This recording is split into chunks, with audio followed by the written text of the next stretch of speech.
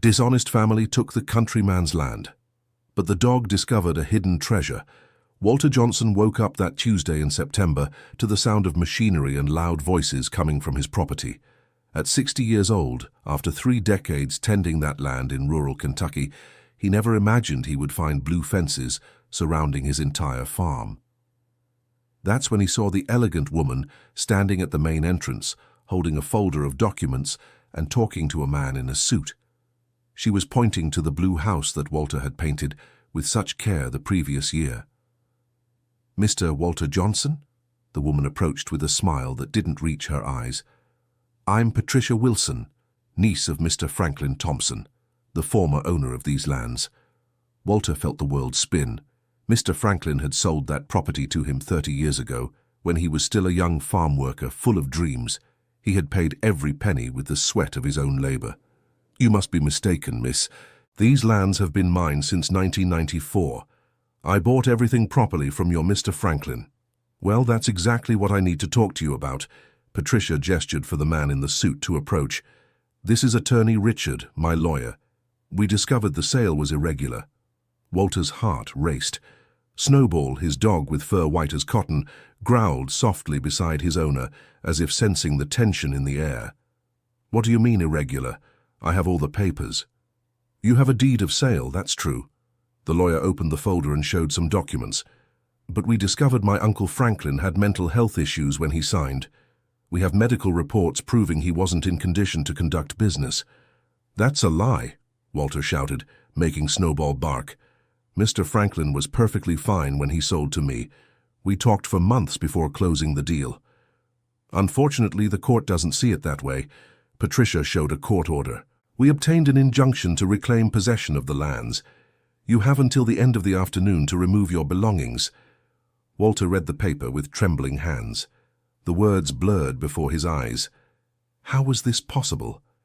He had worked so hard, invested every penny he earned in that land. The mango orchard he planted, the vegetable garden he cultivated, the small animals he raised, everything was there. "I'll appeal this decision," he said, trying to keep his voice steady. "Of course you can appeal."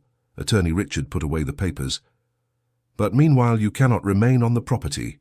It's a court order." "And where am I supposed to go? This is my home."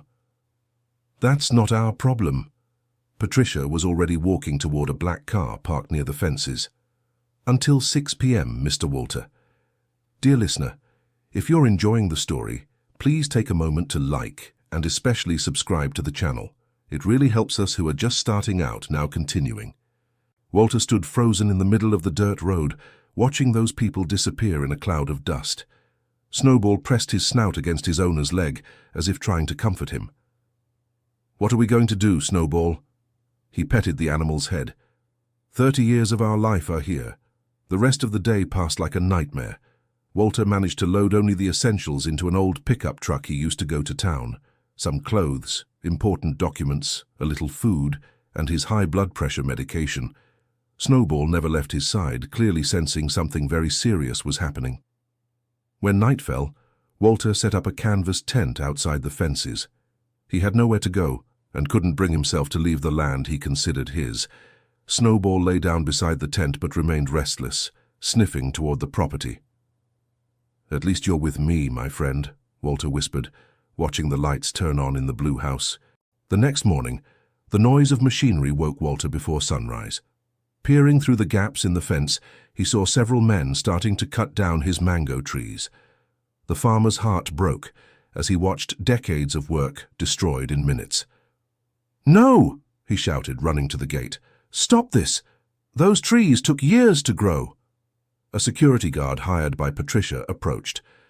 "You can't stay here causing trouble. Miss Patricia was clear. Any problems, we call the police." "But these trees, I planted each one myself." "Not your concern anymore." The man crossed his arms.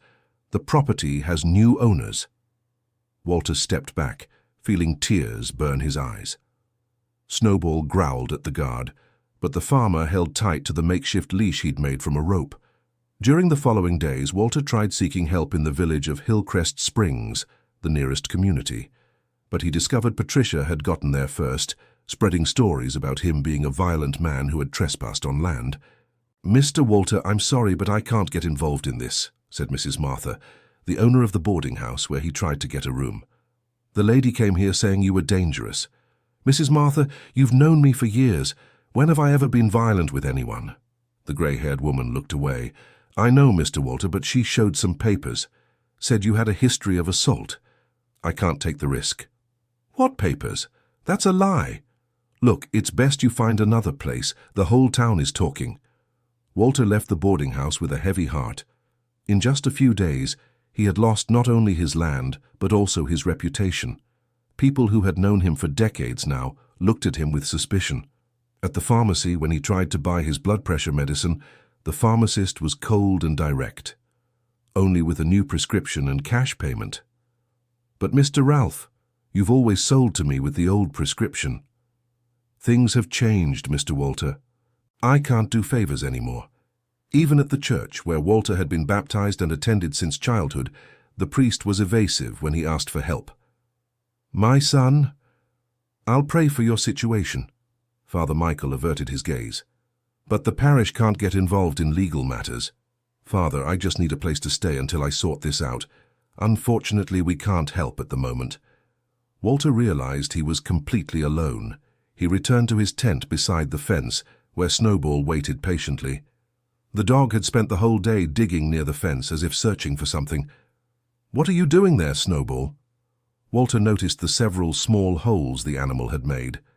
Snowball barked softly and resumed digging in the same spot, always close to the property entrance. Walter found it strange, as the dog had never behaved this way before. That night, while trying to sleep inside the tent, Walter heard Snowball digging again. The sound of little paws in the dirt continued for hours, until the dog began barking differently, more excitedly. "Snowball, stop that. You'll wake the guards," Walter whispered. But the dog persisted, scratching the earth more vigorously. When Walter got up to see what was happening, he noticed Snowball had dug a hole much deeper than the previous ones. "What did you find there, my friend?" It was then that Walter saw a golden glint at the bottom of the hole. His heart raced. With trembling hands, he helped Snowball dig and discovered a small metal box buried there. "My God," he whispered, carefully picking up the box. The box was rusty but still sturdy. When Walter managed to open it, he found inside some old photos, letters yellowed by time, and a document that made his eyes widen. It was the will of Mr. Franklin Thompson, handwritten and dated just 2 years ago. Walter read with difficulty in the dim light of his flashlight.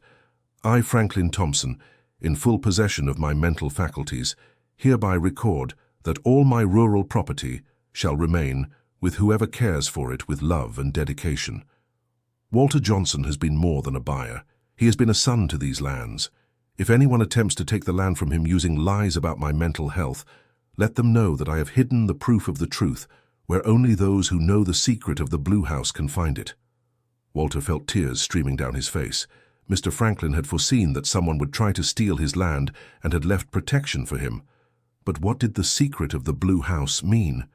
Snowball continued digging in other spots, as if he knew there were more things buried. Within minutes, the dog had uncovered 2 more small boxes. One contained receipts for all the improvements Walter had made on the property over the years. The other had letters that Mr. Franklin had written to him but never delivered. In one of the letters, dated 3 years ago, Mr. Franklin wrote, "My dear Walter, if you are reading this, it is because someone has tried to steal your land. Know that you are the true heir to my heart. Look for more clues on the wall behind the kitchen of the Blue House. There are marks there that only you will understand, because you were the one who helped me make them when we renovated the kitchen." Walter's heart was beating so hard that he could hear his own blood pulsing in his ears. He needed to get onto the property and check the kitchen wall, but how could he do it with the security guards watching? He spent the rest of the night planning. He knew every corner of that property, every tree, every fence. There was a part in the back where the wire fence was lower, near the creek. If he could get there during the early hours. But first, he needed to hide the boxes that Snowball had found. If Patricia discovered them, she would certainly try to destroy the evidence. Walter dug a hole far from the property, under an old tree by the roadside, and carefully buried everything.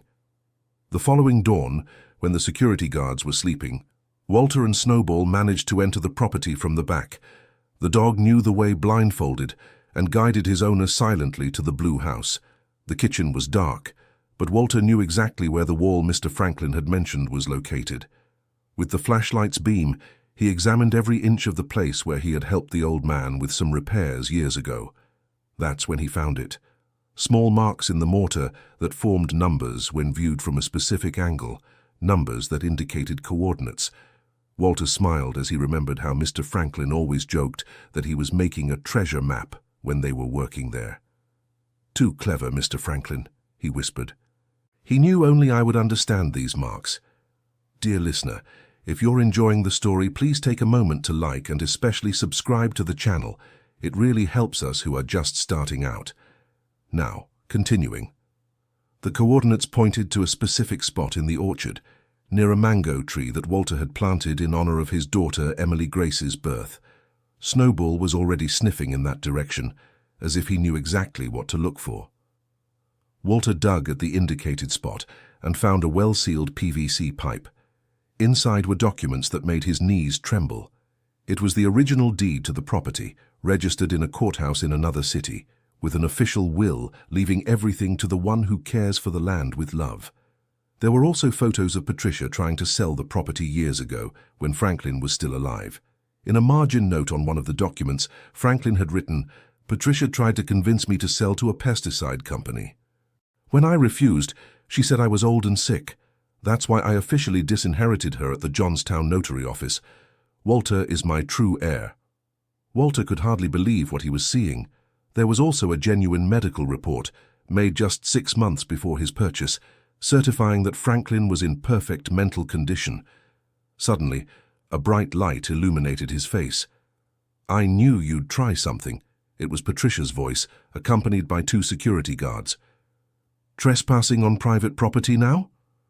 Walter quickly hid the documents inside his shirt. "I'm not trespassing. This land is mine." "I'll call the police on you." Patricia grabbed her phone. "Go ahead." Walter stood up, feeling a courage he hadn't had in days. "Because now I have proof that you're a liar." "What did you say?" Patricia's face turned red with anger. "You know very well what I'm talking about. Your uncle left the truth well hidden for those who knew where to look." Patricia looked at the holes Snowball had dug, and her face paled. "What did you find there?" "The truth." Walter started walking toward the exit. "The truth you tried to hide." "Arrest him!" Patricia shouted to the security guards. But at that moment, Snowball barked loudly and ran in the opposite direction, confusing the guards. Walter took advantage of the distraction and ran through the back of the property, managing to escape with the documents. Back at his tent, Walter examined everything more calmly. Now he had enough evidence to turn the situation around, but he knew Patricia wouldn't give up easily. He needed legal help, but how could he get a lawyer if he had no money and his reputation was ruined? Then he remembered his daughter, Emily Grace, who worked as a secretary at a law office in Atlanta. They hadn't spoken for months because of a silly argument, but maybe she could help. With trembling hands, Walter picked up his old phone and dialed his daughter's number. "Dad." Emily Grace's voice sounded surprised. "What time is it to call?" "Emily, my daughter. I really need your help." Walter told the whole story to his daughter, who listened in silence. When he finished, there was a long pause before she answered. "Dad, why didn't you tell me this before? I'm coming there right now." "No, daughter. You have your job. My job can wait. Nobody messes with my father and gets away with it." The next day, Emily Grace arrived from Atlanta, driving a borrowed car and accompanied by attorney Henry, an experienced lawyer from the office where she worked. "Walter Johnson," the lawyer shook his hand firmly. "Emily told me about your situation. Let's take a look at these documents." Attorney Henry examined everything carefully, making notes on a clipboard. His face lit up when he read the official will. "This here is pure gold," he said, tapping the paper. "It's dated after all the documents they presented, plus it was registered at a different notary office, which proves Franklin took care to protect his decision." "But what about the medical reports they showed?" Walter asked. "We'll investigate. I have contacts who can verify their authenticity. If they were forged, that's a crime." Emily Grace hugged her father tightly. "Dad, why didn't you come to me before? You've been suffering alone. I didn't want to disrupt your life, daughter." "You are my life, Dad. We'll solve this together." Attorney Henry was already making calls, setting in motion the process to challenge the injunction that had removed Walter from the land. But Patricia wasn't idle. That same afternoon, she showed up with a small crowd at the entrance to the property. She had hired more security guards and brought along men with demolition equipment. "If you don't leave here voluntarily, I'm going to tear down this tent," she shouted from behind the barricades. "You can't do that," Attorney Henry approached. "I'm Mr. Walter's lawyer and I've already filed a response." "I don't recognize any response. The injunction is valid." "Well, you'll have to recognize it." The lawyer showed some papers. "I obtained a temporary suspension of your injunction until the new documents are reviewed." Patricia's face turned purple with rage. "What new documents?" "The ones that prove the sale was legitimate and that you have no right to these lands." "That's impossible. I went through everything my uncle had." "Apparently not thoroughly enough," Emily Grace said, stepping beside her father. Patricia called her lawyer, Attorney Richard, who arrived half an hour later, visibly nervous. When he learned about the new documents, he turned pale. "What kind of documents are these?" he asked. "An official will date it after the ones you presented, genuine medical reports and evidence of attempted fraud," Attorney Henry replied calmly. "I need to see that. You'll see it in court. I've already scheduled a hearing for Friday." Attorney Richard pulled Patricia aside, and the two had a heated argument. Walter couldn't hear everything, but caught a few words. "Problem, jail, and money." "What do we do now?" Patricia asked the lawyer. "Now you pray that I can clean up this mess." Attorney Richard hurriedly put away the papers. "And don't do anything else without consulting me." After they left, Attorney Henry explained to Walter and Emily Grace what would happen in the coming days. "First, we'll prove that the medical reports they submitted are fake. Then we'll show that the will we found is more recent and official. Finally, we'll prove there was an attempt at deliberate fraud." "And what does that mean?" Walter asked. "It means you'll not only get your land back, but they'll have to pay compensation for the damages caused." That night, Walter slept better than he had in weeks. Emily Grace set up a tent next to his, and Snowball stood guard between the two. For the first time since it all began, the farmer felt he had a real chance of getting his life back. But Patricia and Attorney Richard weren't willing to give up easily. The next morning, a black van stopped in front of Walter's tent. 3 men who clearly weren't from the area got out. "Mr. Walter Johnson," one of them approached. "Who wants to know?" "We need to talk about a very interesting proposal." Emily Grace, who was making coffee on a makeshift stove, became alert. Snowball began to growl softly. "What kind of proposal?" Walter asked. "The Wilson family is willing to buy your way out of here for a very generous amount. $100,000 for you to forget this whole story and leave." "And if I don't want to?" The man smiled, but it wasn't a friendly smile. "Look, Mr. Walter, you seem like an intelligent person. You know these legal disputes can drag on for years. Are you at an age to be stressing over this?" "Are you threatening me?" "Not at all. I'm just being realistic. Accidents can happen to elderly people, falls, health issues." Emily Grace stood up with a pan in her hand. "Get out of here now before I call the police." "Easy, miss. We're just making a business proposal." "Proposal what? That's a threat." Emily Grace grabbed her phone. The men got back in the van and drove off, but not before one of them threw a card on the ground. "Think about our offer. You have until tomorrow to decide." Walter picked up the card. It had no name, just a phone number. "Dad, we need to report this to Attorney Henry," Emily Grace said, still shaking with anger. "I agree. They're desperate." When Attorney Henry learned what happened, he became even more confident. "This just confirms they know they're going to lose. Honest people don't need to threaten anyone." "But what if they actually do something?" Emily Grace asked. "I've already documented everything and passed it on to the proper authorities. Now we wait for Friday's hearing." The following days were tense. Patricia and her men kept circling the property, but didn't approach the tent.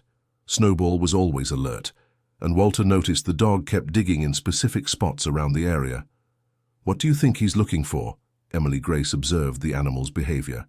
"I don't know, but ever since this all started, he hasn't stopped digging. That's how we found the first documents. Do you think there's more buried?" Old man Franklin was very clever. He might have scattered clues in several places. On Thursday, the day before the hearing, Snowball made a discovery that changed everything again. Digging near an old fence, he found a buried can containing photos and cassette tape recordings. Walter and Emily Grace took the material to Attorney Henry, who managed to play the recordings on an old device. It was Franklin's voice, recorded just a few months before he passed away.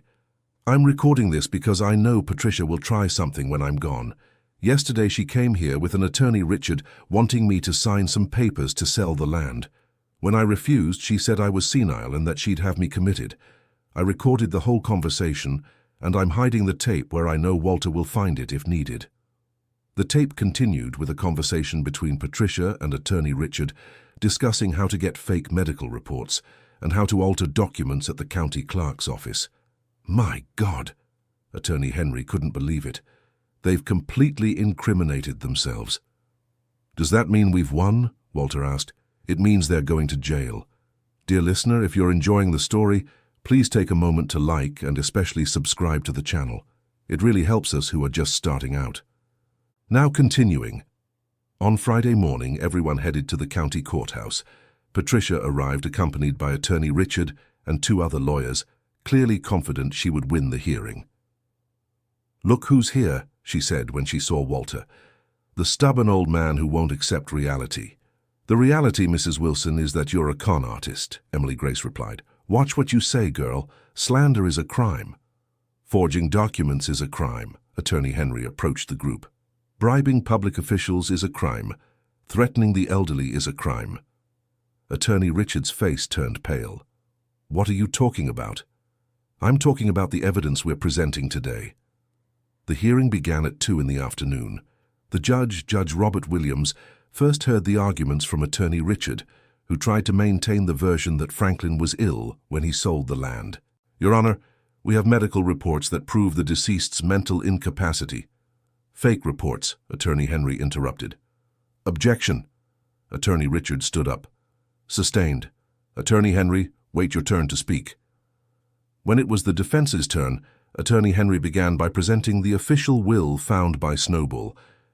"This document, Your Honor, was registered at the Johnstown County Clerk's office 6 months after the alleged incapacity claimed by the opposing party."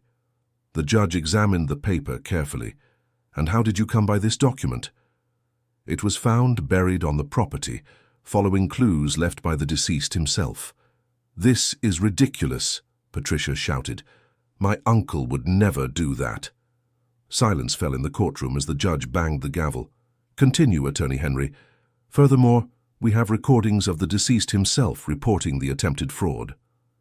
Attorney Henry played the tape. The room fell into absolute silence as Franklin's voice told the whole truth. When the recording reached the part where Patricia and Attorney Richard discussed how to falsify the reports, the judge banged the gavel again. "Enough. Attorney Richard, can you explain this?"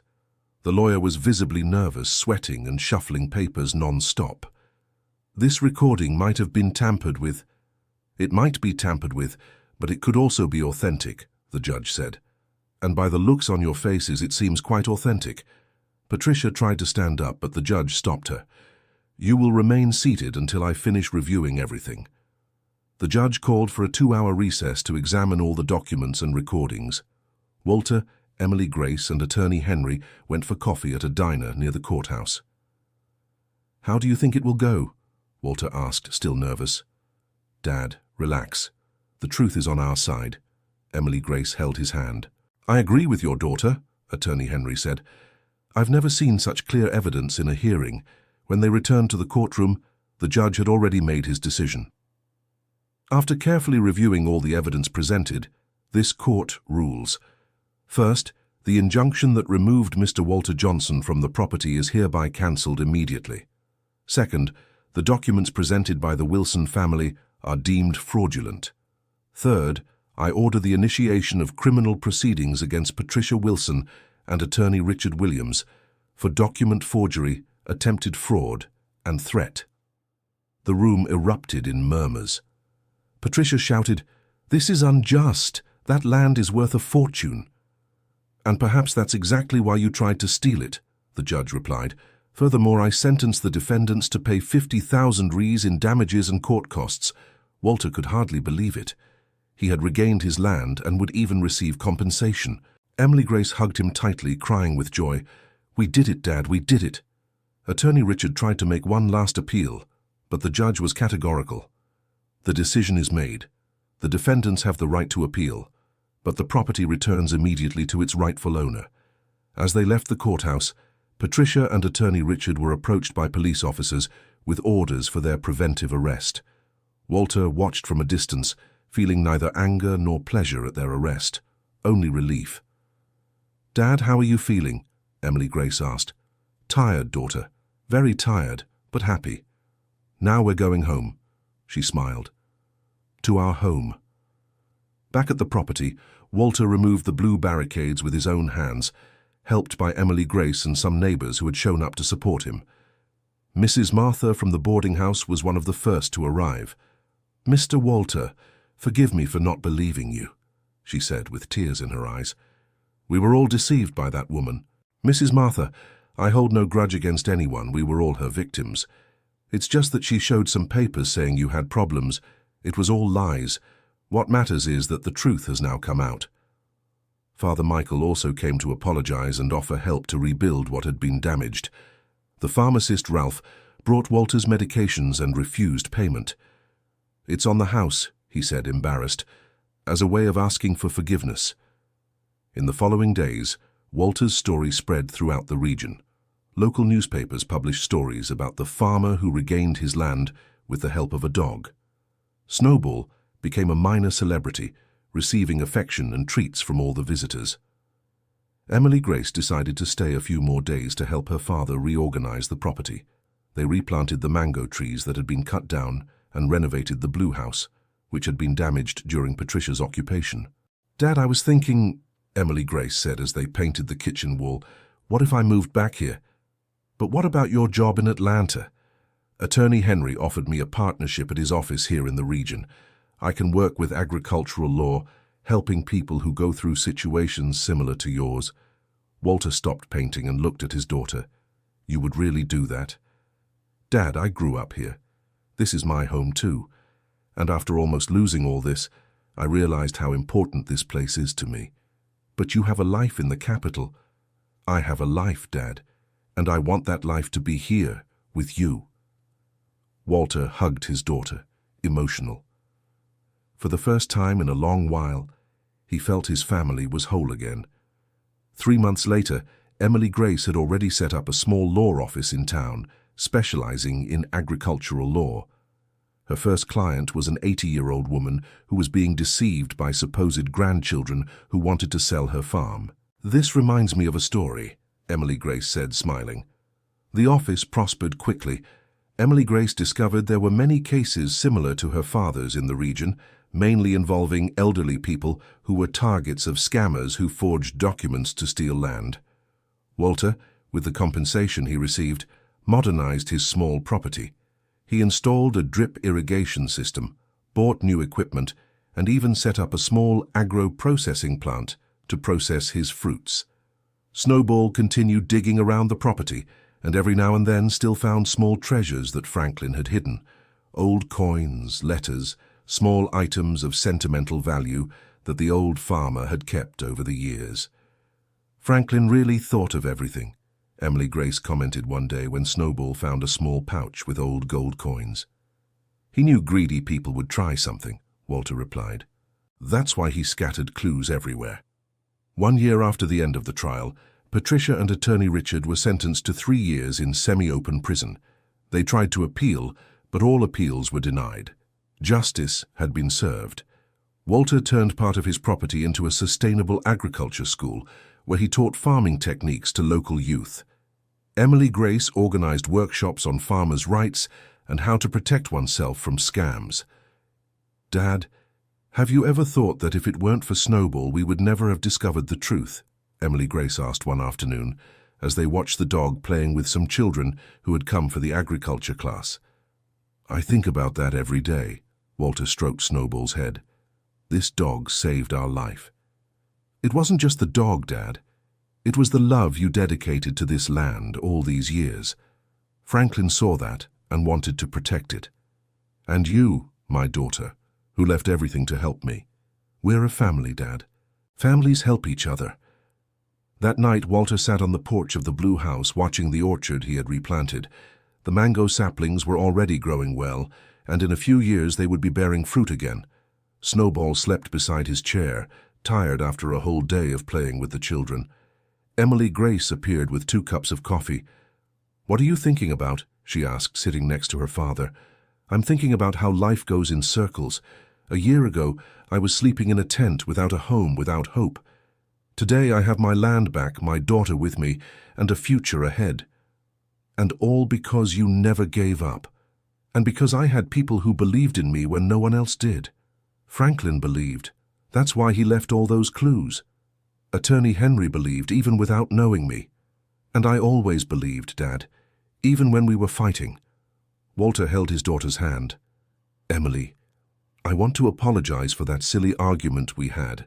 If you hadn't helped me—" "Dad, that's in the past. What matters is that we're here now. You're right, we're here in our home on our land." They stayed silent for a few minutes, listening to the sounds of the night in the countryside. Crickets chirping, wind rustling the leaves of the trees, Snowball snoring softly. "Dad, have you decided what you're going to do with those gold coins Snowball found?" Emily Grace asked. "I was thinking of donating them to the church. Father Michael wants to repair the roof. I think that's a good idea. Or maybe use them to expand the agriculture school, bring in more equipment, hire more teachers. That's also a good idea. Actually," Walter smiled, "I think I'll do both. Half for the church, half for the school. Mr. Franklin would be proud." "You think so?" "I'm sure. He left those treasures knowing you'd do the right thing with them." A few more months passed. Walter's agriculture school now had over 30 regular students and had established partnerships with universities in the region. Emily Grace had won several important cases, and her reputation as a lawyer specializing in agricultural law grew every day. Snowball, now with some grey hairs on his muzzle due to age, continued to be the faithful guardian of the property. He didn't dig as often anymore, but still went on daily patrols to check that everything was in order. On a sunny Sunday, the whole family from the region gathered at the property for a party celebrating the first anniversary of recovering the land.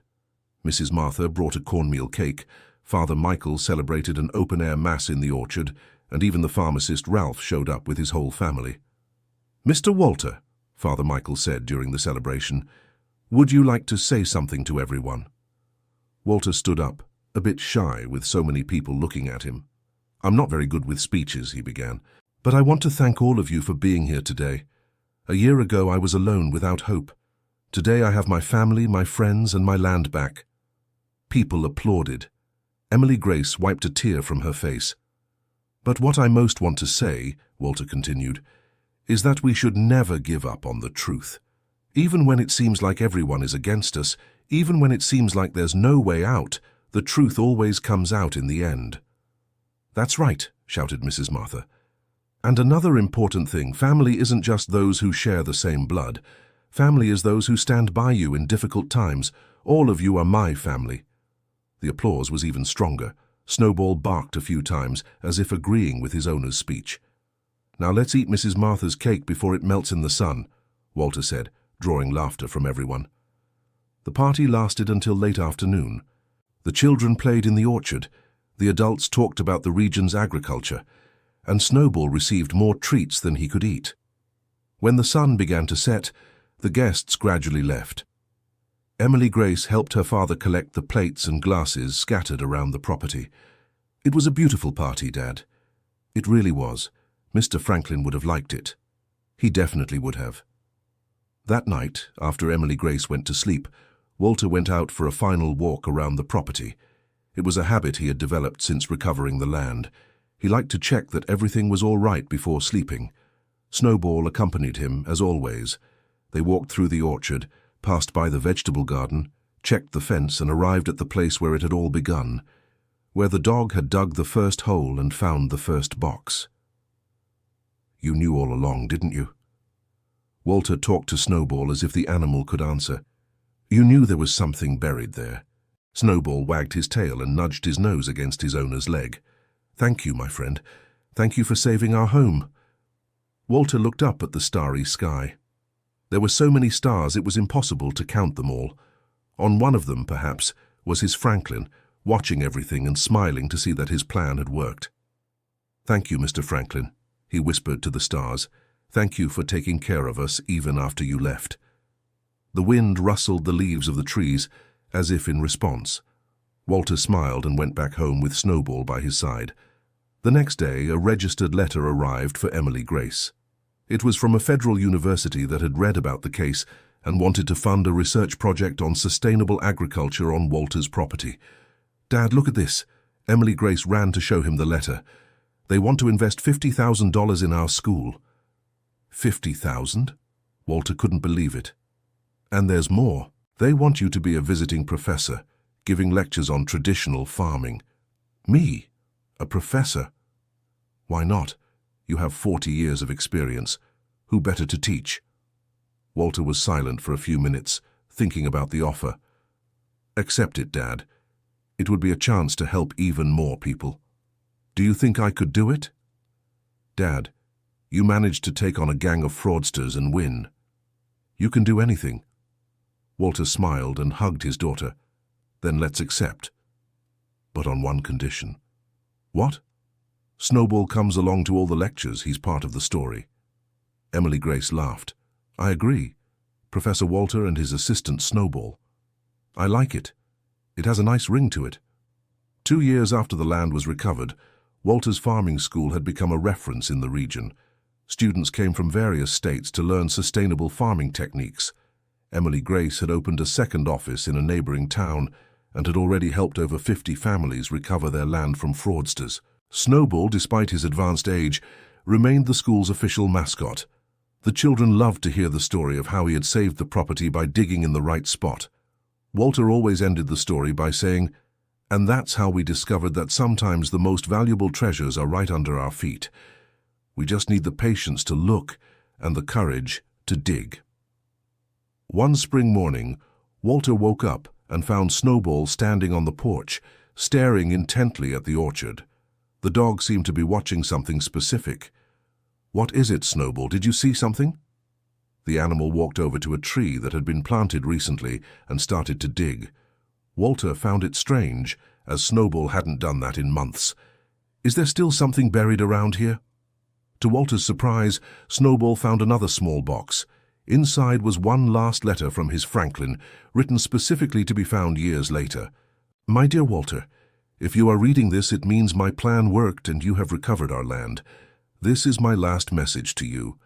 I want you to know that you were like a son to me. I saw you turn a piece of land into a home. I saw you care for each plant as if it were a treasure. That's why I knew you were the right person to carry on my legacy.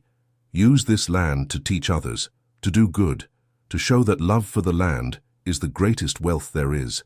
And take good care of Snowball. He's smarter than he looks." Walter finished reading the letter with tears in his eyes. Snowball was sitting beside him, as if he knew it was a special message. "He was right about you," Walter said, stroking the dog's head. "You really are very smart." Emily Grace arrived at that moment and saw her father emotional. "Did you find something else?" Walter showed her the letter. Emily Grace read it silently and was also moved. "What an incredible man your Franklin was. He really was. Really. And look what he wrote at the end." Emily Grace read the last line of the letter, which Walter hadn't mentioned. "P.S. If my calculations are correct, when you find this letter, it will be time for you to accept that you deserve to be happy. Stop blaming yourself for the past and live the present with joy. Life is too short to waste on sadness." He knew you well, Dad. He really did.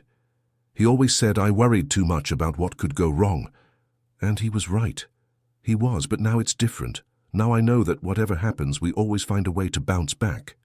Exactly. And we have Snowball to help us find the hidden treasures. Snowball barked as if agreeing. The three of them stayed there for a few minutes, watching the orchard that had been reborn and the school that was running at full steam. Dad, do you have any idea how many people we've helped since all this started? I haven't counted. More than 200 families have recovered their lands with our help. 300 young people have passed through the agriculture school, and it all started because you didn't give up.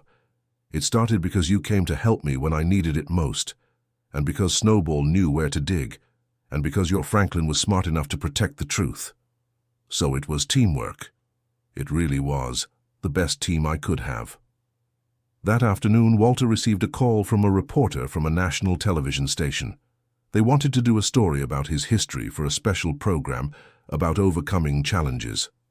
I don't know, Emily, Walter said after hanging up. I'm not too fond of this TV appearance thing. Dad, think of the people who could be helped. Imagine how many other similar cases there are across the United States. You think so? I'm sure. Your story can give hope to many people. And it can alert people about these scams. Exactly. Walter was thoughtful for a few minutes. All right, but only if Snowball appears too. Of course! He's the hero of the story. The report was recorded a week later. The reporter was impressed with the property and the agriculture school. Snowball was photographed several times in the spot where he had found the first box. Mr. Walter, the reporter asked during the interview, what message would you like to leave for those watching? Walter thought for a few seconds before answering. I would like to say that the truth always comes out in the end. It may take time, it may be hard, but it always comes out, and that we can't give up on our dreams, no matter how old we are or how many obstacles we face along the way. And about Snowball, what was his importance in this story? Snowball taught me that sometimes the answer we're looking for is right in front of us. We just need the patience to observe and the courage to act. Do you believe it was luck finding those documents? It wasn't luck. It was love. Love for the land, love for family, love for the truth, love for the... When you truly love something, you always find a way to protect it. The report aired on a Thursday night and had a much bigger impact than Walter had imagined. The phone didn't stop ringing for days, with people from all over the United States telling similar stories and asking for help. Emily Grace had to hire 2 assistant attorneys to handle all the cases that came in. The agriculture school received visitors from various states and even from other countries. Dad, look at this. Emily Grace showed a letter that had arrived in the mail. It's from a 90-year-old lady from Montana. She says your story gave her the strength to fight against some relatives who wanted to take her farm. And did she succeed? She did. He followed our advice, consulted an attorney, and found out the relatives' documents were fake. That's great, Walter smiled. Another victory for truth. And there are dozens of letters like this one. People who were inspired by your story not to give up. By our story, Walter corrected, and by Snowball's. Snowball, who was sleeping in the shade, lifted his head upon hearing his name and wagged his tail. 3 years after recovering the land, Walter was invited to give a lecture at a major university in Chicago. It was an international conference on sustainable agriculture with participants from various countries. Dad, are you sure you want to go? Emily Grace asked. There will be so many people, simultaneous translation. Yes, I want to go, and Snowball is coming with me. Snowball at a university in Chicago. If I can't bring Snowball, I'm not going. The event organizers eventually agreed.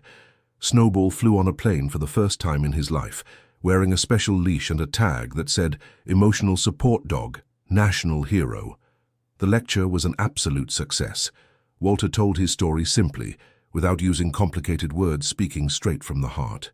Snowball sat beside him throughout the entire presentation, receiving applause every time Walter mentioned his discoveries. Ladies and gentlemen, Walter said at the end of the lecture, I am not an educated man like you, but I've learned a few things in life that I'd like to share. First, the land belongs to no one. It is we who belong to the land. Second, truth is like water. It always finds a way to come to the surface. Third, The best treasures are not made of gold. They are made of love, friendship, and family. The audience stood up and applauded for 5 minutes straight. Several professors approached afterward to congratulate Walter and ask for advice on their own projects. "Professor Johnson," said a researcher from Germany, "your story has inspired us greatly. We would like to invite you to give lectures in Europe." "Thank you very much, Doctor, but I am a simple man. My place is on my land with my family. But your message could help so many people. My message is already helping. Through the students who attend our school, through the cases my daughter resolves, through the people who hear our story and don't give up on their dreams." Emily Grace, who was watching everything from a distance, was moved by her father's wisdom. He had truly learned that happiness lies in the simple things in life. Back at the property, Walter resumed his quiet routine. He woke up early, took care of the animals, taught at the agriculture school, and spent afternoons on the porch talking with Emily Grace and playing with Snowball. On one such afternoon, while watching the sunset, Emily Grace asked, "Dad, do you have any regrets in life?" Walter thought for a few minutes. "I regret arguing with you over that nonsense. If it weren't for that, maybe you would have helped me sooner, and we wouldn't have suffered so much. Dad, that's in the past. And maybe it was for the best, you know why? Why? Because it made me value our relationship even more. Before, I thought you would always be here, that we had endless time. After almost losing you, I learned that we have to cherish every moment together." "That's true. And you, do you have any regrets?" "I regret taking so long to come back home. I spent years in the capital thinking that the important life was there. Now I see that the important life was always here." "But you needed to see the world out there to appreciate what you have in here." "Maybe. What matters is that we're together now. And we'll stay that way. For a long time yet." Snowball got up and went to drink water from the bowl near the porch. When he returned, he lay down between Walter and Emily Grace as if wanting to join the conversation. "Look at him," Emily Grace laughed. "He doesn't want to be left out. He knows he's part of the family. The most important part. Without him, we would never have found out the truth." "Don't say that in front of him. He's already getting full of himself," Walter joked, petting the dog. That night, after Emily Grace went to sleep, Walter spent some time on the porch thinking about everything that had happened in recent years. It had started as a tragedy and turned into a blessing. He had lost hope and then got it back multiplied. Snowball was lying next to the chair, breathing calmly. Walter looked at the dog and felt immense gratitude. That animal had saved more than his property. It had saved his life, his family, his future. "Thank you, my friend," he whispered, "for everything." Snowball opened one eye, as if he had heard, and wagged his tail slowly before going back to sleep. End of story. So, what did you think of the story of Walter and Snowball? Does anyone else out there have a pet that seems to understand everything? Tell us in the comments which part moved you the most and if you know of similar cases. Don't forget to like and subscribe to the channel so you don't miss any exciting stories like this one.